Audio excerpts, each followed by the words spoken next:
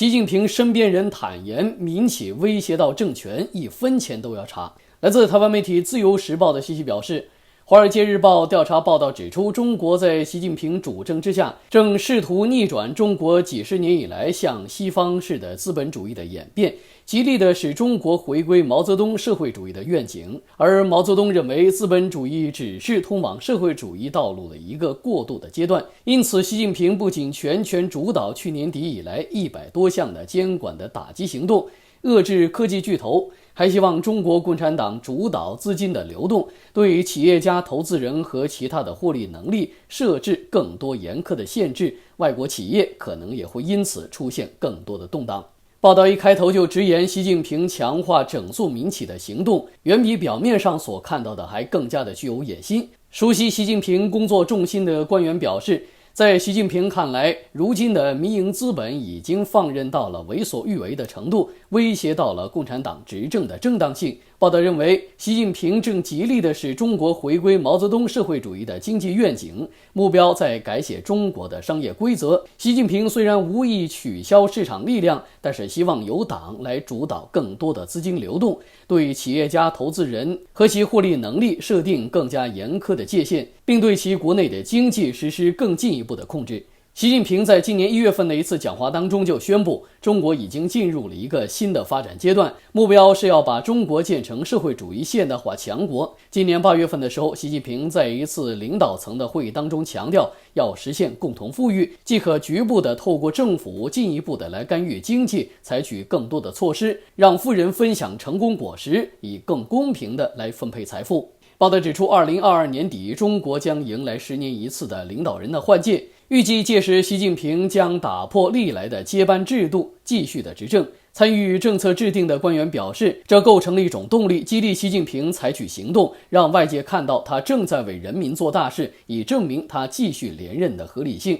报道表示，习近平曾在一些内部会议当中坦言，他的愿景与西方式资本主义的区别在于，在中国是资本为人民服务。在习近平的眼中，被资本主义精神带入歧途的行业，如科技、教补、数位游戏和娱乐业等，正首当其冲。根据《华尔街日报》的统计，去年年底以来，习近平大整顿产生了100多项的监管行动、政府指令以及政策调整，其中包括了旨在打破电商巨头阿里巴巴、腾讯控股，还有网约车行业的领头羊滴滴出行等巨头的市场主宰地位的措施。报道指出，习近平版本的政府会有一定的控制权，使他得以主导国内经济和产业走向其选择的道路，并引入民间资源以加强国家权力。加州大学圣地亚哥分校研究中国经济的专家诺顿表示，习近平确实认为他正走向一种全世界独一无二的新制度。诺顿把这种新制度称为政府主导型的经济。报道警告，对外企来说，习近平的行动可能意味着未来会有更多的动荡。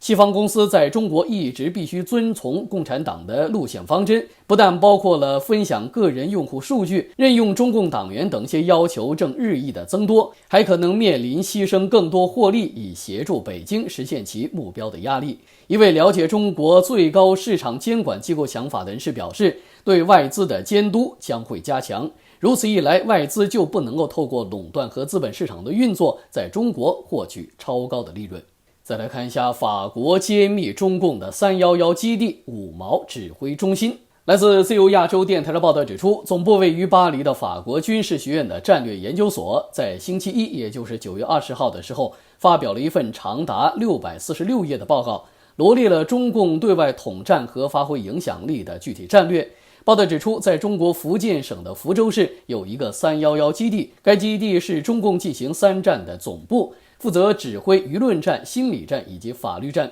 报告的作者扎龙以及维尔默指出，在中国党、国家解放军和中国公司的工作都是围绕这3个目标。几十万中国公民或者是外籍人士将被长期的动员起来，参与北京指挥的3战，其目的有3。一是为了塑造和加强一种符合中国国家利益的说法，即舆论战；第二就是劝阻甚至恐吓敌人，即心理战；最后将司法作为一种战争武器，用法律的战争来打击、攻击或者是制裁被视为敌对的个人或国家。报告指出，在法律战方面，依靠中共对海洋法的所谓的修正解释，北京试图迫使沿海国家放弃行使联合国公约所保障的合法权利。今年以来，为了回应美国在新型冠状病毒大流行方面的投诉，或者是在香港的国家安全法方面，中共均积极地开打法律战，包括行使所谓的治外法权。如果世界上任何地方、任何人做出违反该法的行为，便将其定性为犯罪，这样的例子已经成倍的增加。作者表示，北京部署所有的新旧传媒，并且透过服务全球6000万中国侨民而达到动员的目标。而在最顶层，中国的外交精英也纷纷地占据联合国机构的高级职位。现在有4个制定标准的专门机构的主管部门都在中共的控制之下。公法组织负责工业发展，国际电信联盟负责电信标准制定，国际民航组织制定国际民用航空标准，最后是粮农组织，即联合国粮食及农业组织。今天没有任何一个大国在联合国拥有如此多的责任职位。该报告又指出，从传统的公共外交至地下的干涉活动，中共所实施的手段范围极广。根据报道，在过去10年当中，中国至少试图干涉7个外国举行的10次选举。该报告表示，现在可以确定311基地为指挥扩大中国影响力的地方，但是作者强调，其他的类似的作战指挥中心也在建设当中。这也体现了中国倡议的专业化、组织化。报道表示，311基地对外是商业公司，包括了中国的华谊广播公司、海峡之声、海丰出版社等等。报告又指，这类的内容工厂在2019年的资金投入达到了6100万欧元。扎龙和维尔默指出，中国五毛大军成立的目的既是干预不和谐的事情，也是通过娱乐公众和宣传中国来反击其批评者。这份报告指出，五毛大军之中有200万是全职，2000万是兼职工作。他们的工作包括了出征网络，用亲北京的信息淹没社交平台，同时给人一种自发支持或者是真正的民众谴责的假象，以谴责敌视政权的言论。他们又指出，这些五毛的工作甚至外判到了马来西亚，当地五毛的报酬从12.6欧元到126欧元不等，取决于信息的长短。报道又提到了一个叫做 King Watch 的内容农场，他鼓励其成员分享内容以换取报酬。谢谢您收看民进新闻台，敬请您点赞、分享、订阅、推荐给您的亲友，恳请您点击节目内容简介里的 PayPal 链接支持我们。再来看一下，高盛表示恒大的风暴将拖垮中国的经济。来自台湾媒体自由时报的信息表示，国际信评机构标普在9月20号的时候分析报告指出，中国房地产的巨头恒大集团的债务处于违约的边缘，但是中国政府不太可能直接的支持，只有对经济造成了系统性的风险的时候才会被迫的介入。高盛集团警告，中国经济成长受此冲击，最快的情况之下估计将减少4.1个百分点。恒大股价星期二，也就是9月21号的时候大跌了7%，盘中的时候跌幅收敛，但是仍收在了近10年的最低。今年的跌幅高达85%，其票息8.25%的5年期的美元债券跌至仅剩24.9美分。自3月底以来崩跌了75%。恒大是亚洲高收益债券最大的发行商，星期四将面临一笔债券利息8350万美元到期。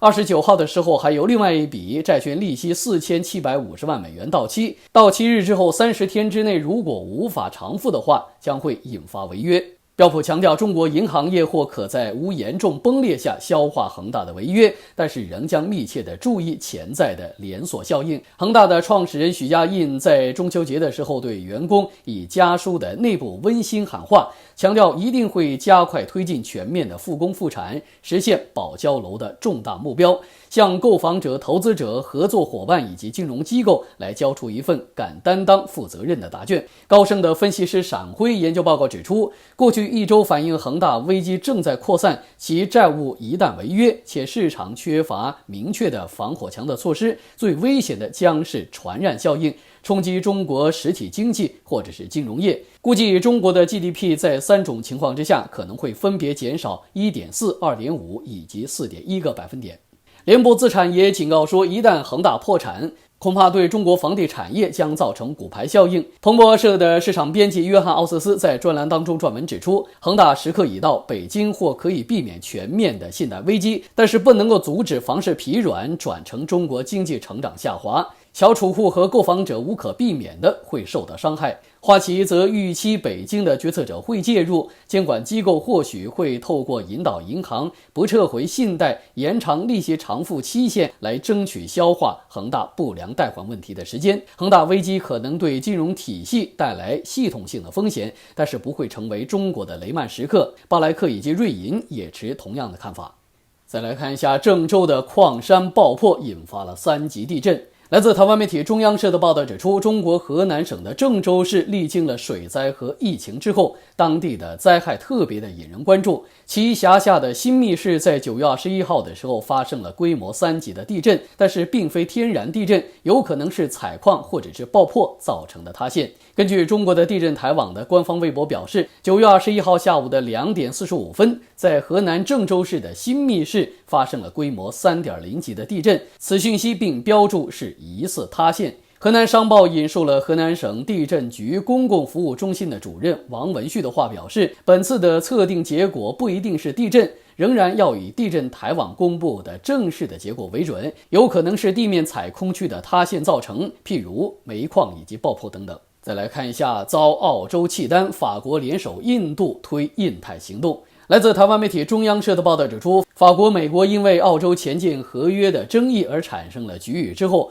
法国总统马克龙与印度总理莫迪9月21号的时候誓言，两国要在印太地区联合行动。美英澳3国组成了新的防卫联盟，将助力澳大利亚发展核动力前舰。澳洲在9月16号的时候宣布终止与法国签署的400亿美元的前舰合约，法国痛批此举是背后捅刀。马克龙和莫迪在电话谈话当中皆表示会在开放包容的印度太平洋地区联合行动。马克龙并且向莫迪保证，法国将持续致力加强印度的战略自主权，包含工业和科技基础，建立以信任和相互尊重为基础的亲密关系。马克龙的办公室声明表示，法国和印度的共同方针旨在促进区域稳定和法治，同时排除任何形式的霸权。此外，美国总统拜登也要求与马克龙对谈，但是尚未确定日期。